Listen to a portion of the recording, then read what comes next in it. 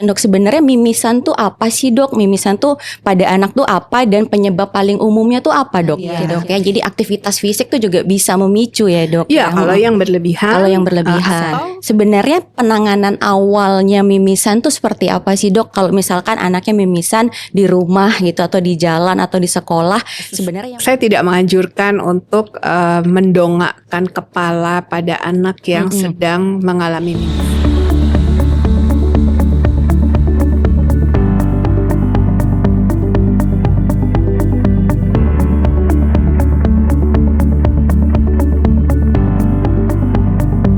Halo Sobat Sehat RSCM, bertemu lagi di podcastnya RSCM dan kali ini adalah tempatnya kita untuk membahas semua masalah kesehatan dan juga solusinya.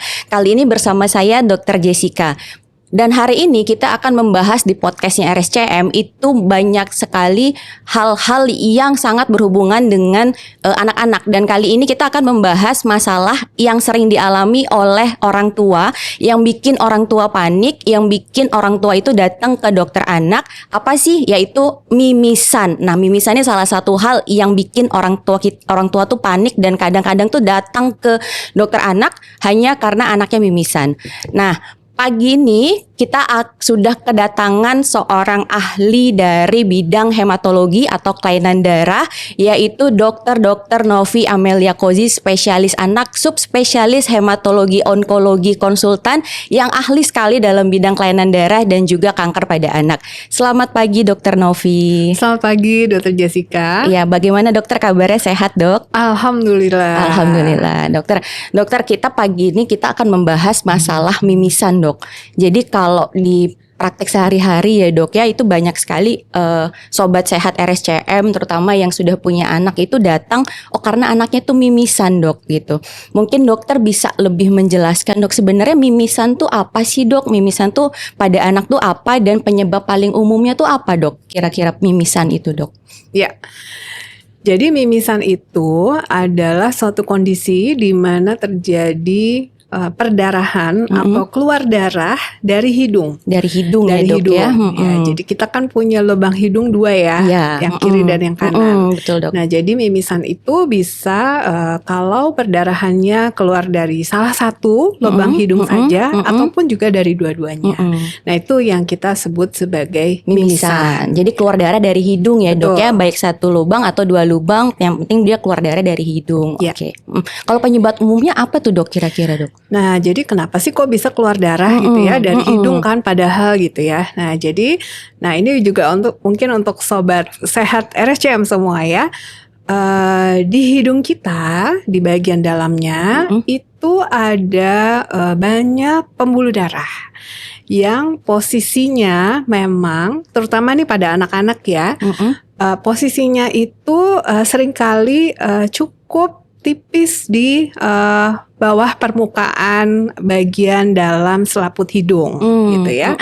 Nah, sehingga dengan struktur atau susunan anatomis yang seperti ini, kalau ada pemicu sedikit saja gitu ya, pembuluh darah ini cukup mudah pecah sehingga terjadilah yang kita sebut mimisan tadi. Oh gitu, iya, ya. jadi begitu ya dok. Ya, nah kadang-kadang hanya pemicu yang ringan saja itu bisa menyebabkan mimisan ya. Nah, apa saja biasanya pemicunya? Nah, terutama pada anak-anak nih, misalnya kalau dalam membersihkan hidung misalnya terlalu keras gitu ya, sehingga tanpa sengaja terkena pembuluh darah di bagian dalam hidungnya. Nah, itu bisa menyebabkan terjadinya mimisan ya. Atau jadi kan kalau itu trauma yang sifatnya langsung ya, yang menyebabkan pembuluh darahnya pecah gitu ya. Tapi bisa juga yang tidak langsung. Misalnya apa? Misalnya yang sering kali terjadi itu misalnya pada anak yang lagi ikut upacara gitu ya, atau ya tuh banyak aktivitas tuh, dok. Ya, betul. fisik di sekolah lapangan gitu, ya, di lapangan atau di luar ruangan gitu ya, dan mungkin terkena matahari ya, atau mungkin lari-larian yang kena mungkin jadi ada angin yang cukup kencang gitu ya, itu juga bisa memicu terjadinya mimisan ini. Mimisan itu tadi ya dok ya. Jadi aktivitas fisik tuh juga bisa memicu ya dok. Iya, kalau yang berlebihan. Kalau yang berlebihan. Atau pada anak-anak yang memang struktur pembuluh darahnya di bagian dalam hidung itu rapuh gitu ya. Baik dok. Nah kondisi ini terutama pada anak-anak yang biasanya mempunyai bakat alergi. Atau yang anak alergi. Betul, atau yang mungkin sering kita sebut sebagai rinitis alergi. Rinitis alergi. Nah, biasanya anak-anak dengan bakat alergi ini bagian dalam atau mukosa hidungnya itu cenderung kering. Nah, apalagi misalnya pada penggunaan pendingin ruangan, suhu AC yang terlalu dingin, atau pengaturan kelembaban udara di ruangan itu juga terlalu kering, sehingga makin lebih mudah pecah lagi pembuluh darahnya. Ya baik. Jadi sobat sehat, jadi banyak sekali pemicu mimisan yang bisa terjadi pada anak, bisa secara langsung maupun tidak langsung. Jadi salah satunya adalah aktivitas fisik. Jadi kita harus memastikan bahwa kalau anak-anak dengan bakat alergi ya dok, terutama itu mungkin bisa lebih gampang untuk terjadi mimisan. Jadi itu harus diperhatikan, dan juga aktivitas fisik yang berlebihan itu juga bisa memicu mimisan. Nah, mimisan apa sih dok, dalam kondisi apa yang kita tuh masih menganggap oh ini normal, oh ini nggak normal? Karena kan kalau orang tua tuh pasti panik ya dok, begitu anaknya mimisan, takutnya ada masalah kelainan darah gitu dok, atau apa? Gimana tuh dok? Ya ini cukup sering juga ya ditanyakan ya Dokter Jessica. Jadi sebenarnya kalau kita menghadapi anak dengan mimisan, hampir sebagian besar sebenarnya ini adalah hal yang bukan disebabkan oleh suatu penyebab yang berbahaya. Mungkin bisa dibilang sekitar lebih dari 90% ya, sampai 95%. Hanya sebagian kecil saja yang memang disebabkan oleh adanya satu kelainan darah tertentu gitu ya. Nah, jadi kapan sih kita harus mulai curiga nih ada sesuatu nih yang harus diperiksa gitu ya. Nah, pertama kalau memang anak yang sudah punya faktor risiko tadi seperti yang alergi tadi, cobalah untuk melakukan penyesuaian dengan kondisi lingkungan anak. Jadi misalnya di dalam kamar tidurnya, kalau dia tidur itu mungkin diatur suhunya gitu ya, supaya nggak terlalu dingin, atau kelembapan ruangannya juga diatur supaya jangan terlalu kering. Betul. Ya. Iya dok. Nah, kalau sudah diatur seperti itu, ternyata masih sering juga nih mimisannya gitu ya. Kemudian kita juga melihat bahwa makin sering frekuensinya berulangnya kok makin sering ya gitu ya mimisan ini gitu kan, nggak ada pemicu yang jelas juga dia mimisan secara spontan gitu ya. Atau misalnya mimisan ini terjadi disertai juga dengan adanya tanda-tanda perdarahan di tempat lain. Ya misalnya jadi dia mimisan tapi juga misalnya ada perdarahan gusi, atau ada misalnya bintik-bintik merah di kulitnya, atau ada lebam-lebam di kulit. Nah itu juga harus diwaspadai dan sebaiknya segera diperiksakan ke dokter gitu ya. Atau misalnya nih seorang anak mengalami mimisan gitu ya, cukup banyak dan lama sehingga anaknya terlihat lemas. Anaknya terlihat lemas ya, pucat, mungkin tangan kakinya dingin, atau misalnya anaknya cenderung pengen tidur aja gitu ya. Nah itu juga harus diwaspadai dan sebaiknya harus diperiksakan ke dokter. Jadi kalau yang dianggap mungkin yang tidak normal atau yang kita harus lebih waspada itu yang kalau tidak hanya mimisan ya dok ya, mungkin disertai gejala lain ya, seperti tadi ada bintik merah atau lebam di badan, perdarahan gusi gitu ya dok.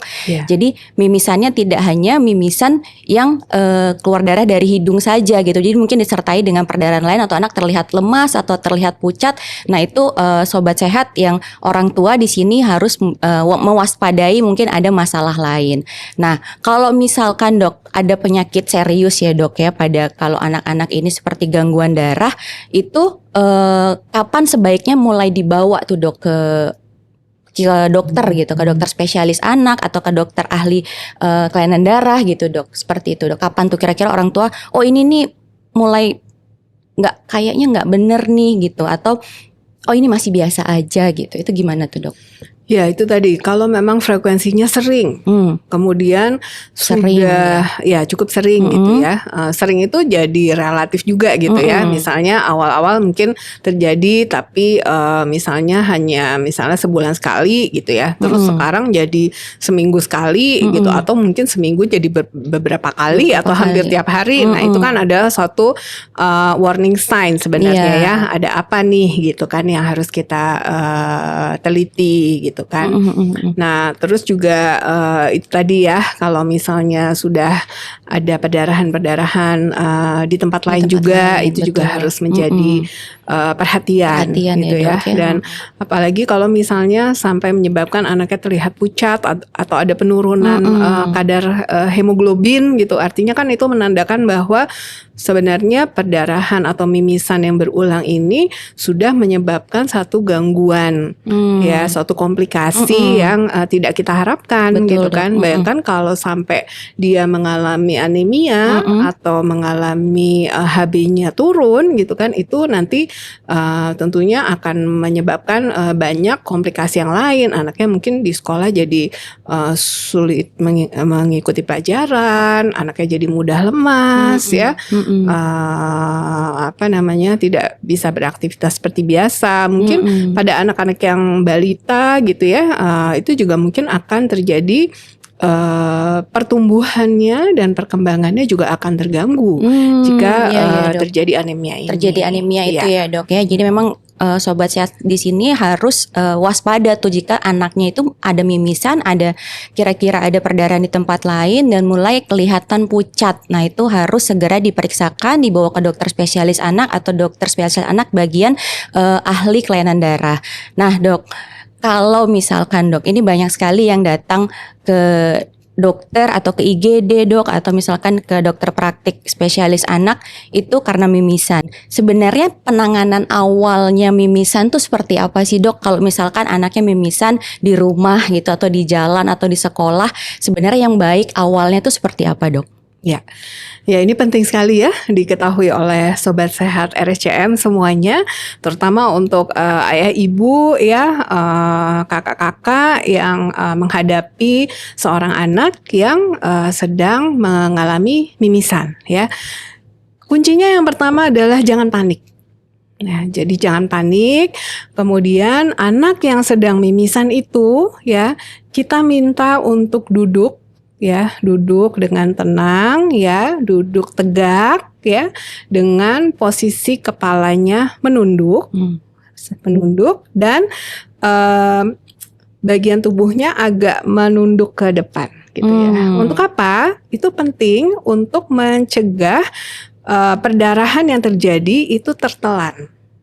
Gitu, untuk mencegah tertelan. Iya, ini penting nih sobat sehat nih. Ya, nah kemudian pada saat yang bersamaan bisa dilakukan penjepitan bagian pangkal hidung, pangkal hidung. Jadi kan pangkal hidung kita itu kan ada bagian yang ada tulangnya, terus ada yang bagian lunaknya gitu ya. Nah itu di bawah yang ada tulangnya gitu ya. Kalau saya contohkan di sini ya dok ya. Iya kurang lebih seperti hidung, itu ya. Boleh dijepit gitu ya. Itu akan membantu pembuluh darah yang pecah di dalam untuk mengerut sehingga perdarahannya menjadi berkurang. Ya. Juga kalau bisa dibantu dengan kompres dingin atau kompres es, jadi bisa sobat sehat bisa mengambil misalnya kain bersih gitu ya, atau handuk kecil gitu, diletakkan es batu yang sudah dihancurkan, kemudian dibungkus dan diletakkan di posisi di hidung tersebut gitu. Nah itu juga bisa membantu pembuluh darah yang pecah di dalam hidung itu mengerut sehingga perdarahannya diharapkan bisa berkurang atau bahkan berhenti. Oh iya, baik seperti itu. Dan kalau misalnya sudah ditunggu nih lebih dari 10 menit tidak berhenti juga darahnya, masih tetap banyak. Nah, itu artinya sobat sehat, Bapak Ibu, kakak-kakak semua sebaiknya membawa si anak yang mimisan ini untuk datang ke rumah sakit terdekat ya, untuk diperiksakan. Kira-kira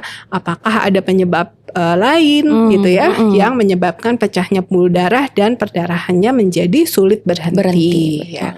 Karena kita tahu ada beberapa kelainan perdarahan yang bisa menyebabkan perdarahan sulit berhenti jika terjadi perdarahan ya.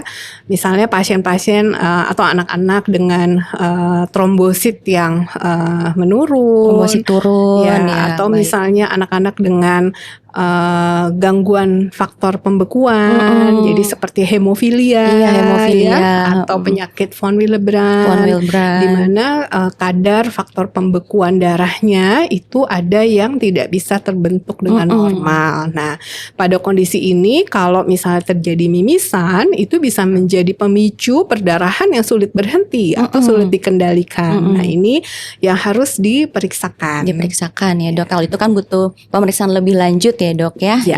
Jadi hati-hati ya sobat sehat. Jadi untuk penanganan pertama yang seperti dijelaskan oleh dokter Novi tadi, kalau tidak berhenti juga mungkin lebih dari 10 menit ya dok, kita segera bawalah ke rumah sakit terdekat atau penanganan ke fasilitas kesehatan terdekat supaya anak yang mimisan itu segera tertangani.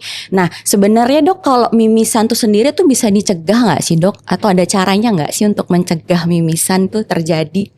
Ya. Kalau pada anak normal, artinya yang tidak punya kelainan pembekuan darah gitu ya. Cara pencegahan yang paling baik adalah nomor 1 dengan gizi yang seimbang. Jadi nutrisi yang seimbang. Karena salah satu yang penting untuk menjaga stabilitas atau kekuatan dinding pembuluh darah itu salah satunya adalah vitamin C. Nah, tuh vitamin C penting ya sobat sehat. Nah, ya. Terus dok. Jadi kalau anak-anak yang konsumsi vitamin C-nya kurang ya, mungkin dari makanan maksudnya ya, mungkin makanannya kurang mengandung vitamin C ya, mau tidak mau harus dibantu dengan suplemen ya, karena anak-anak yang sudah terbukti ya, anak-anak yang mengalami kekurangan vitamin C atau yang kita sebut sebagai scurvy, nah itu memang salah satu tandanya juga adalah mudah mengalami perdarahan seperti ini. Gitu, ya. Baik dok. Jadi pertama itu nutrisi yang seimbang. Ya, nutrisi seimbang nih. Ya, kemudian faktor lingkungan ya, faktor lingkungan yang perlu dijaga, terutama tadi kalau anak-anak kita punya dasar atau punya bakat alergi tadi gitu ya. Nah ini juga harus dijaga, mungkin suhu ruangannya, kelembaban ruangannya ya, untuk mencegah terjadinya pecahnya pembuluh darah ya. Nah itu kemudian juga aktivitas, dan mungkin buat sobat sehat RSCM yang ayah ibu yang punya balita yang masih belajar nih gitu ya, cara membersihkan hidung yang benar tuh bagaimana gitu ya, jangan yang terlalu keras juga yang bisa memicu terjadinya perdarahan gitu ya. Dan mungkin yang terakhir adalah itu tadi, kalau misalnya terjadi harus bisa mengenali warning sign tadi. Ya. Tanda-tanda bahaya. Tanda-tanda bahaya. Ya, baik. Jadi itu tadi adalah cara untuk mencegah mimisan supaya tidak terjadi pada anak. Baik itu yang ada masalah kelainan darah ataupun yang kondisinya misalkan ada alergi, atau pada kondisi anak-anak normal yang mungkin aktivitas fisiknya saja yang terlalu berlebihan. Nah, banyak nih dok yang tanya juga, ada nggak sih dok makanan tertentu nih dok untuk mencegah mimisan? Oh ini supaya nggak sering mimisan. Tadi kan dokter udah menyebutkan vitamin C ya dok ya. Nah ini kan banyak nih masalah umum, mungkin balita 3 tahun pertama itu kan banyak banget tuh dok yang masalah makanan ya dok ya. Susah lah dok, anak saya nggak mau makan ini, dibilangnya picky eater, anak saya nggak mau makan ini. Nah itu gimana tuh dok? Ada nggak sih dok sebenarnya makanan atau nutrisi tertentu yang dapat membantu untuk mencegah mimisan ini? Iya, Ya memang pada prinsipnya nutrisi itu sangat penting ya. Dan yang utama yang terkait dengan pembuluh darah tadi adalah selain vitamin C juga tentunya protein. Protein. Ya, karena protein itu kan adalah sangat diperlukan zat makronutrien yang sangat dibutuhkan ya dalam proses pertumbuhan ya, juga untuk penggantian jaringan yang rusak gitu ya, sehingga kalau seorang anak, istilahnya kalau anak-anak bayi atau balita sekarang mungkin GTM gitu ya. GTM tuh dok, ini akan tutup mulut. Nah ini mungkin ya ini pasti harus mendapat perhatian yang serius ya. Jadi sebenarnya kita harus menjaga gizi seimbangnya ya dok ya untuk si anak, baik balita maupun anak di bawah 18 tahun itu tetap harus dijaga nutrisinya supaya bukan hanya mencegah mimisan tapi untuk tumbuh kembang si anak itu juga supaya tetap optimal. Nah dok, kita masuk ke ada beberapa mitos dan fakta nih dok. Jadi ada beberapa mitos dan fakta tentang mimisan. Kita bacakan ya dok ya. Yang pertama nih, mitos pertama katanya mimisan itu terjadi karena anak sering terpapar matahari dok. Nah itu mitos atau fakta tuh dok? Iya, jadi seperti tadi sudah saya jelaskan sebenarnya memang kalau terpapar matahari terlalu lama itu bisa saja menjadi pemicu, Tetapi ini khususnya pada anak-anak yang memang punya kerentanan. Siapa saja yang punya kerentanan? Itu tadi mungkin anak-anak dengan memang punya gangguan perdarahan, atau misalnya anak-anak dengan bakat alergi tadi, gitu ya. Atau mungkin memang kondisinya sedang kurang fit. Betul, gitu ya. Itu memang bisa saja. Bisa ya. Jadi ini fakta tapi ada kondisi tertentunya gitu ya. Jadi memang kondisi tertentu yang paparan matahari yang sering itu bisa memicu timbulnya mimisan. Nah, mungkin saya perlu menambahkan sedikit. Kenapa sih paparan matahari bisa menyebabkan perdarahan ya? Karena pada paparan matahari yang cukup lama itu bisa menyebabkan anak menjadi dehidrasi, ya kan? Kalau dia dehidrasi, kekurangan cairan, ya pastinya kan mukosa atau bagian selaput dalam hidung itu juga jadi lebih kering. Kalau lebih kering jadi mudah pecah pembuluh darahnya ya. Nah, jadi sebenarnya sih dasarnya itu ya. Jadi tetap harus anak itu butuh cairan, butuh minum yang banyak ya dok ya. Hidrasinya harus cukup. Jadi minum tuh minum apa aja ya dok ya. Yang penting cairannya itu tercukupi untuk anak gitu. Nah sekarang mitos kedua nih dok. Kalau ada anak mimisan, itu katanya kepalanya harus didongakkan gitu dok, untuk supaya mimisannya cepat berhenti. Nah itu gimana tuh dok? Ya kalau ini kayaknya memang beneran mitos deh. Ini mitos. Ya jadi saya tidak menganjurkan untuk mendongakkan kepala pada anak yang sedang mengalami mimisan. Kenapa? Karena kalau kita minta anaknya untuk mendongakkan kepala, maka akan menjadi risiko darah yang keluar itu akan tertelan. Kalau tertelan, apalagi dalam jumlah banyak, itu bisa menyebabkan mual pada anaknya. Ya, jadi justru yang dianjurkan itu harus menunduk ya, menunduk dan juga badannya agak dibungkukkan ke depan ya. Baik. Justru kita mau mencegah supaya jangan sampai darahnya tertelan. Jangan gitu ya. Sampai tertelan ya darahnya, karena itu justru membahayakan ya dok jadi ya. Justru jadi kebalikannya jadinya. Benar. Nanti malah bahaya kalau misalkan kepalanya didongakkan. Jadi harus lebih menunduk dan badannya lebih membungkuk. Nah terus mitos ketiga nih dok. Ini paling sering sih dok. Dulu orang tua saya juga sepertinya pernah memberikan ini. Mimisan tuh bisa disembuhkan dengan daun sirih tuh dok. Gimana tuh dok? Banyak tuh yang mungkin orang-orang dulu ya dok yang menggunakan daun sirih itu tuh bagaimana dok? Iya, jadi daun sirih ini kan katanya memang cukup banyak khasiatnya ya, dan dari apa yang saya ketahui, daun sirih ini memang mengandung salah satu zat aktif yang bisa menyebabkan pembuluh darah atau bisa membantu pengerutan atau vasokonstriksi dari pembuluh darah ya. Akan tetapi karena Daun sirih itu kan ya namanya daun ya, Iya, gitu ya. Nah, kita juga mesti berhati-hati dalam penggunaannya ya. Pertama, karena ini obat, saya belum pernah tahu apakah ada uji klinisnya gitu ya. Seberapa banyak sih daun sirih yang bisa diberikan untuk menghentikan mimisan misalnya ya. Itu kita tidak tahu persis perlu berapa lembar misalnya, perlu berapa gram gitu ya.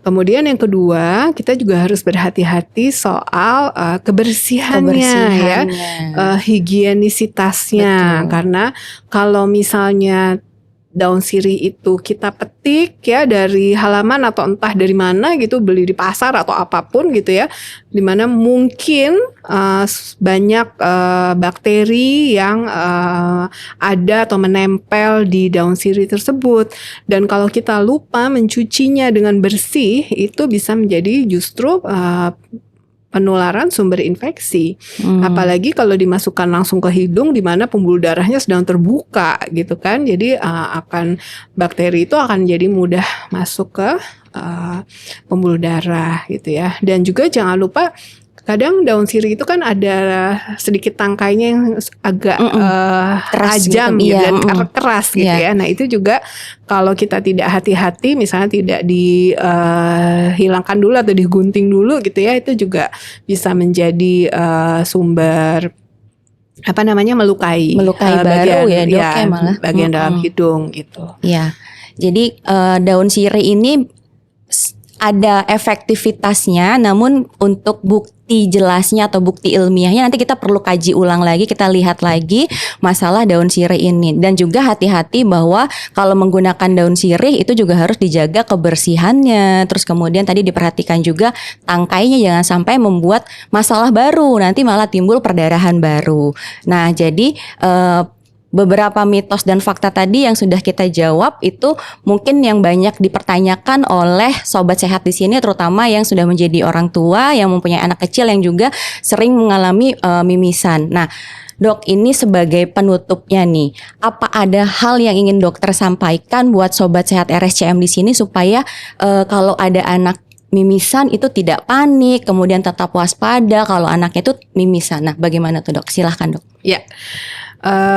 Sobat Sehat RSCM, sekali lagi saya ingin mengajak Bapak Ibu, kakak-kakak semua ya dalam menghadapi seorang anak dengan mimisan. Yang pertama, jangan panik ya. Nomor 1, jangan panik ya. Kemudian lakukan pertolongan pertama. Bagaimana caranya? Yaitu dengan memposisikan anak dalam posisi duduk ya, dalam posisi duduk. Tubuh agak membungkuk ke depan ya, dan kepalanya sedikit menunduk ya.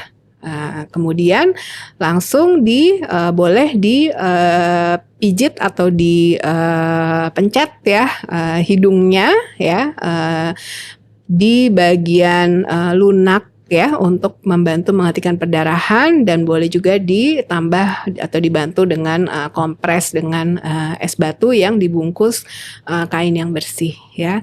Dan ingat ada warning sign-nya.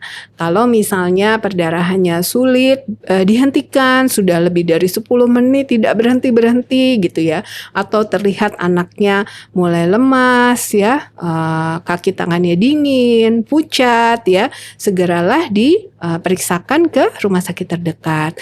Karena walaupun 95% mimisan pada anak adalah hal yang umum terjadi dan tidak membahayakan, ada sebagian kecil yang tetap perlu diwaspadai akan kemungkinan suatu kondisi yang khusus, seperti misalnya kelainan perdarahan atau faktor pembekuan darah. Demikian. Ya, baik, terima kasih banyak Dr. Novi atas penjelasannya yang sangat-sangat informatif dan mudah dipahami. Semoga sobat sehat semua di sini bisa memahami podcast kali ini dan mengambil manfaatnya, sehingga nanti sobat sehat yang punya anak dan terjadi mimisan itu tidak panik dan bisa tetap waspada ketika anaknya terjadi mimisan. Baik, terima kasih atas perhatiannya untuk podcast kali ini. Untuk semua sobat sehat, jangan lupa untuk selalu menjaga kesehatan keluarga dan segera konsultasikan ke tenaga medis apabila terjadi sesuatu pada anak, terutama apabila terjadi mimisan dan apabila ada keluhan yang mengkhawatirkan baik pada sobat sehat sendiri, keluarganya atau pada anaknya. Terima kasih atas kesempatannya Dr. Novi, terima kasih atas Terima waktunya, terima kasih atas sobat sehat RSCM semuanya. Sampai jumpa di podcast berikutnya. Dadah.